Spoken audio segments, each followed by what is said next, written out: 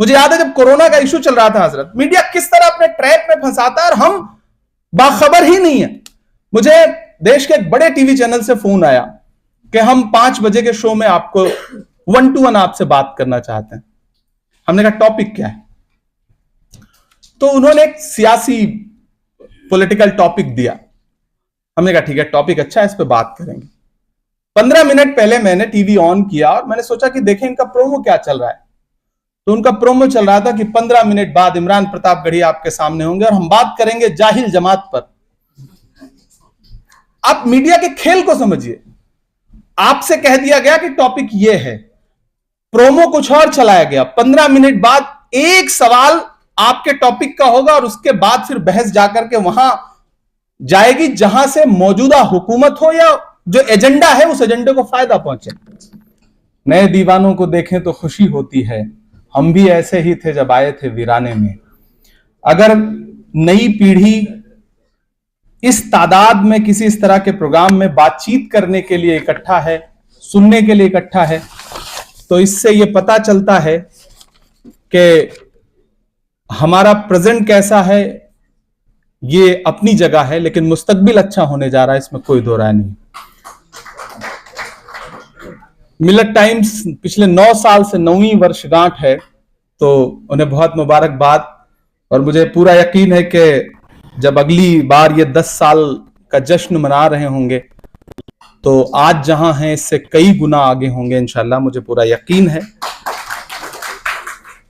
जो काम मिलत टाइम्स कर रहा है उसको हम सारे लोग सोशल प्लेटफॉर्म पे देखते रहते हैं, तो यकीनन इस मुश्किल दौर में जब कलम का सर कलम किया जा रहा हो, हुकूमतों की आंख से आंख मिलाकर के बोलने का जो काम किया है उसके लिए मुबारकबाद के मुस्तहिक हैं। हम करें बात दलीलों से तो रद्द होती है, उनके होठों की खामोशी भी सनद होती है, कुछ ना कहने से भी छिन जाता है इजाज़े सुखन, जुल्म सहने से भी जालिम की मदद होती है। मेरी नई नस्लों और यहां मौजूद बुजुर्गों, ये जो टॉपिक है मीडिया का मौजूदा लोकतांत्रिक जो पूरा वर्ल्ड है उसमें उसकी भूमिका, उस पर बातचीत होनी है। एक वक्त था मीडिया का मतलब प्रिंट मीडिया था, हम कलम के जरिए जो लिखा जा रहा था और जो छप रहा था उसे मीडिया कहते थे। दौर बदला, प्रिंट मीडिया की जगह इलेक्ट्रॉनिक मीडिया ने ले ली, अखबारों की जगह स्क्रीन ने ले ली। लेकिन पिछले कुछ सालों में एक और बदलाव आया कि जब इलेक्ट्रॉनिक मीडिया ने भी धीरे धीरे अपनी विश्वसनीयता, अपनी कबूलियत खो दी और धीरे धीरे सोशल मीडिया हम सबकी जिंदगियों में आया। आज जो हमारे पास डेटा है वो ये बताता है कि हिंदुस्तान में खासतौर से 536 मिलियन लोग हैं जो व्हाट्सएप यूज करते हैं। 536 मिलियन, 536 मिलियन। 463 मिलियन लोग हैं जो यूट्यूब यूज करते हैं। जो हमारे पास डेटा है वो ये है कि 385 मिलियन लोग हैं जो इंस्टाग्राम यूज करते हैं। 373 मिलियन लोग हैं जो फेसबुक यूज करते हैं और सिर्फ 27 मिलियन लोग हैं जो ट्विटर यानी कि एक्स यूज करते हैं। हम इस कमरे में बैठ के क्या बोल रहे हैं और ये अगले 1 मिनट के बाद दुनिया के किस हिस्से में क्या बता करके दिखाया जाएगा, न इस पे हमारा आपका कोई कंट्रोल है, ना सरकारों का कोई कंट्रोल है। इसलिए सोशल मीडिया हमारी जिंदगियों में आने के बाद जितना आसानी हुई है उतने ही खतरे भी बढ़े हैं। हमें बहुत खुली आंखों से दुनिया को देखना पड़ेगा।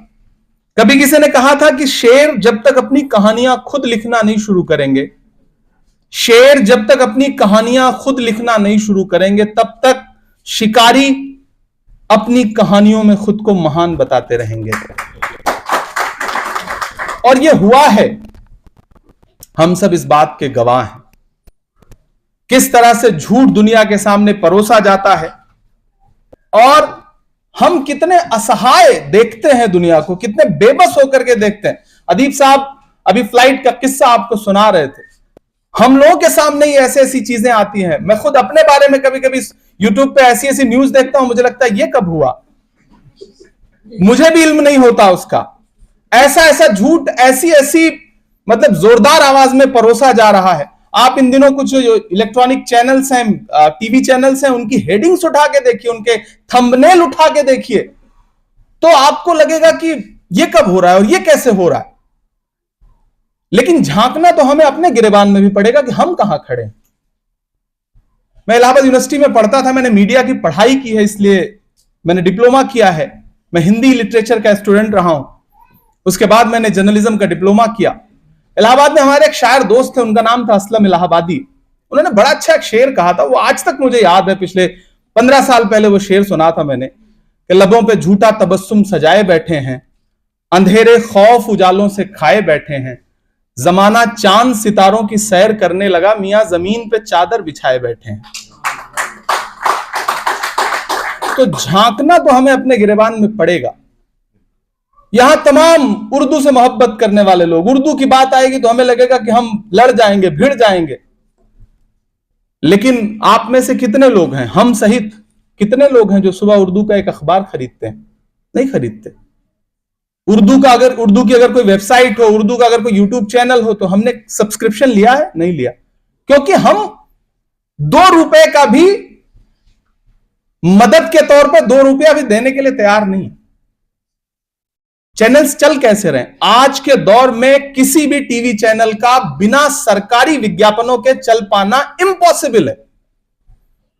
जब हजारों हजार करोड़ों करोड़ रुपए सरकारों से विज्ञापन लेगा मीडिया, तो जाहिर सी बात है वो जो गुणगान उसे करना होगा वो करेगा। वो तो पैसे का असर है जो गुणगान कर रहा है, लेकिन जो अंदर भक्ति है, वो पैसा और भक्ति दोनों जब मिल रही है। मुझे याद है कि 2014 में जब देश के प्रधानमंत्री जी पहली बार प्रधानमंत्री बनकर के देश की पार्लियामेंट में पहुंचे थे, तो उन्होंने संसद की सीढ़ियों पे माथा टिकाया था। आप सबने देखा होगा, 2014 की बात है। तब सोशल मीडिया भी इतना ज्यादा हमारी जिंदगियों में नहीं आया था। प्रिंट मीडिया का भी थोड़ा बहुत असर बचा था। जो प्रिंट मीडिया को समझते हैं वो लोग जानते हैं कि जो फ्रंट पेज पे या फिर अंदर के पेजेस पे जो फोटोज छपती हैं, उनका एक कॉलम होता है। उस कॉलम में लाखों कॉपियां छप रही हैं, तो स्याही की क्वांटिटी और उसका खर्च बहुत मायने रखता है। तो मुझे उस दिन याद है कि अमर उजाला ने जब नरेंद्र मोदी जी की वो तस्वीर छापी थी संसद की सीढ़ियों पे सजदा करते हुए, तो फ्रंट पेज पर कॉलम तोड़ के छापी थी, जिसकी कोई जरूरत नहीं थी। न जाने कितने लाख रुपए की स्याही एक्स्ट्रा लगी होगी, लेकिन वो अंदर एक जो इनबिल्ट है ना, वो विज्ञापन अपनी जगह है। तो आपको यह समझना पड़ेगा कि इस जो पूरा इंटरनेशनल मीडिया, नेशनल मीडिया, उसके जो प्रोग्राम्स हैं, उसमें आप कहां खड़े हैं और आपका कंट्रीब्यूशन क्या है, आपका हिस्सा क्या है, आप मैटर भी करते हैं या नहीं करते हैं। यह बात हम सारे लोगों को समझनी पड़ेगी। यहां मेरे सामने, मैं वहां बैठा था तो मैं देख रहा था कि शहीद मौलवी बाकर अली साहब की तस्वीर लगी है यहां पर, मोहम्मद बाकर साहब की। हम सारे लोग यहां पर बैठ करके गणेश शंकर विद्यार्थी, मैं प्रेस क्लब में खड़ा हूं, हम सारे लोग गणेश शंकर विद्यार्थी जी के बारे में बात करते हैं। देश में पत्रकारिता और सहाफत की बात चलती है तो गणेश शंकर विद्यार्थी जी की कुर्बानियां जरूर याद करते हैं। वो मीडिया में, इलेक्ट्रॉनिक मीडिया में बैठे हो, प्रिंट मीडिया, लेकिन इस देश में बहुत कम लोग होंगे जिनको मौलवी बाकर साहब की जिंदगी, उनका संघर्ष, उनकी कुर्बानी किसी को शायद ही याद हो। हमने भी अपने आइकॉन तो भुला दिए ना, हम उनको सेलिब्रेट ही नहीं करते। हम दूसरों पे कितना भी इल्जाम लगा लें, हमें अपने गिरेबान में तो झांकना पड़ेगा। हमें याद है क्या कि 1857 की जंग के बाद पहले सहाफी थे, पहले पत्रकार थे जिनको कैप्टन हडसन ने दिल्ली गेट के सामने तोप से उड़वाया था, इसलिए क्योंकि वो अंग्रेजों के खिलाफ अपने अखबार में छाप रहे थे, न्यूज खबरें छाप रहे थे। हम अपने आइकॉन और अपने जो हीरोज थे ना, तो उन्हें सेलिब्रेट करते हैं। हम बस चंद दिन, हमें जो हीरोज चाहिए वो मौजूदा वक्त में काम करते हुए लोग नहीं चाहिए, हमें सूली पे लटके हुए लोग चाहिए। तब हमें लगता है कि ये आदमी बड़ा काम किया इसने। अदीब साहब की कद्र अभी हमें कम है। डॉक्टर मनमोहन सिंह साहब चले गए तब दुनिया को पता चला कि डॉक्टर मनमोहन सिंह साहब क्या थे। ऐसे ही हम में, आप में से जिस दिन नहीं रहेंगे उस दिन बहुत सारे लोगों को एहसास होगा कि नहीं यार, ये तो आज मिलेट टाइम्स कुछ काम कर रहा है, तब हमें लग रहा है कि हां मिल्लत टाइम जैसे संस्थान ना हो तो सोचिए हालात क्या होंगे। कोई आपके बारे में बात करने को तैयार नहीं। मुझे याद है जब कोरोना का इशू चल रहा था हजरत, मीडिया किस तरह अपने ट्रैप में फंसाता है और हम बाखबर ही नहीं है। मुझे देश के एक बड़े टीवी चैनल से फोन आया कि हम 5 बजे के शो में आपको 1 to 1 आपसे बात करना चाहते हैं। हमने कहा टॉपिक क्या है? तो उन्होंने एक सियासी पॉलिटिकल टॉपिक दिया। हमने कहा ठीक है, टॉपिक अच्छा है, इस पे बात करेंगे। 15 मिनट पहले मैंने टीवी ऑन किया और मैंने सोचा कि देखें इनका प्रोमो क्या चल रहा है। तो उनका प्रोमो चल रहा था कि 15 मिनट बाद इमरान प्रतापगढ़ी आपके सामने होंगे और हम बात करेंगे जाहिल जमात पर। आप मीडिया के खेल को समझिए। आपसे कह दिया गया कि टॉपिक यह है, प्रोमो कुछ और चलाया गया। 15 मिनट बाद एक सवाल आपके टॉपिक का होगा और उसके बाद फिर बहस जाकर के वहां जाएगी जहां से मौजूदा हुकूमत हो या जो एजेंडा है उस एजेंडे को फायदा पहुंचे।